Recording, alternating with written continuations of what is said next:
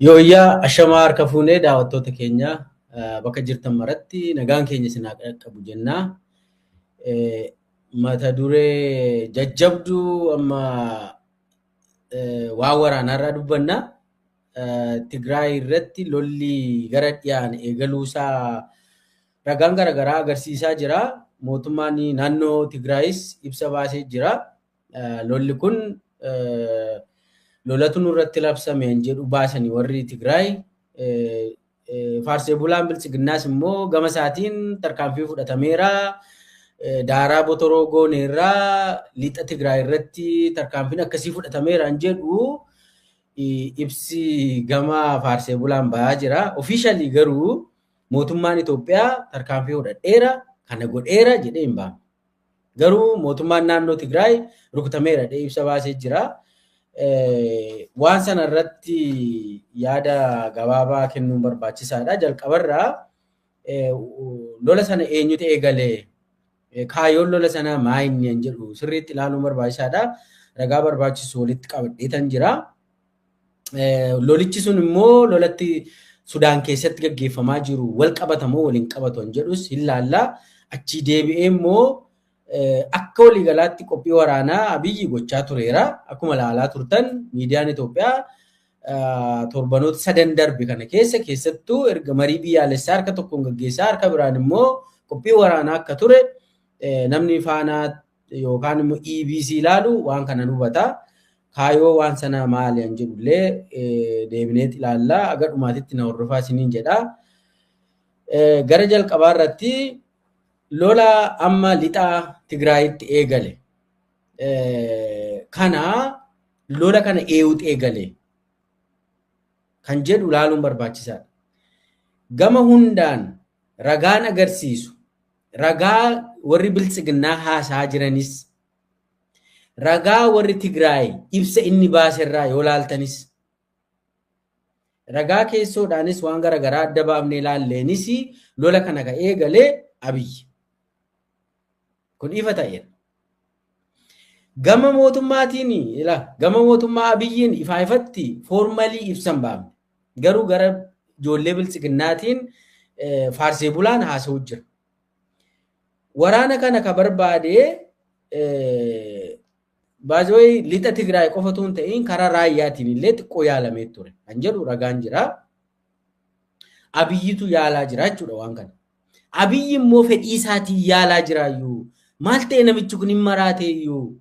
Marii biyyaalessaa Finfinneetti tu gaggeeffataa jiru akkamitti lola kana seenaa jettanii gaafatu. Dhugaa qabdu. Abiyyi cinqii kanatti seensisaa jira.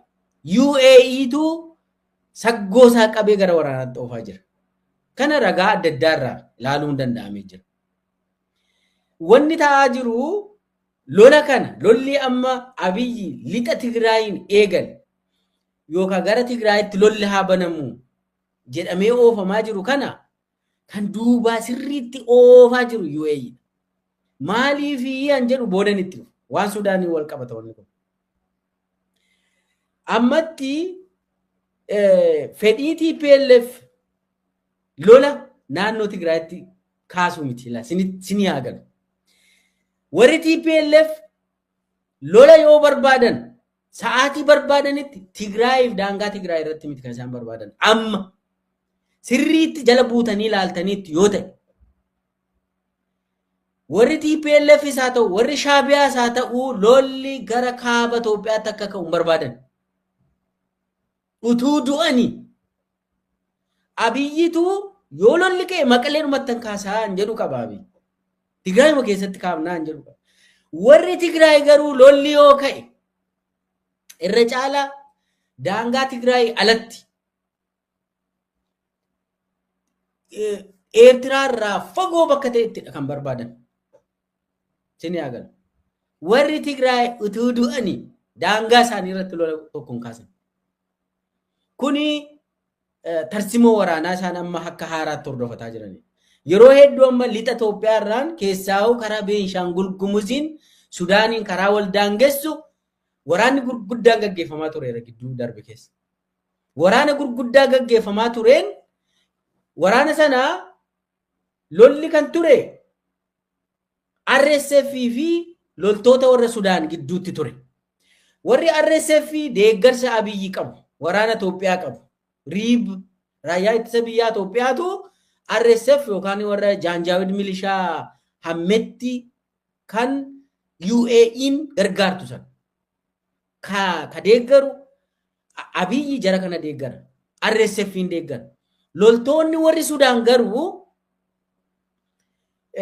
humna ida'atanii warra RSF kana rukutanii kurmuk Sudaan keessaa baasanii umarra immoo kurmuk Itoophiyaa keessaas baasan yeroo darbe. Sababa kanaanii dildilli guddaan Sudaanii fi Beenshaangul Gumuziin wal qunnamsiisu cabee jira. Kana kan godhe immoo Abiyyi cabse. Getaachoo Guddinaafaatu cabse kan. Dildila guddaan addaan citeera. Sudaanii fi Itoophiyaa karaa sanaan kan wal qunnamsiisu kutaniiru. Warri RSF kun baqatanii asoosaa keessaallee baqatanii har'a leenjii giddugala leenjii eessatti banameef beektu yaa Oromoo Mandiitti banameef.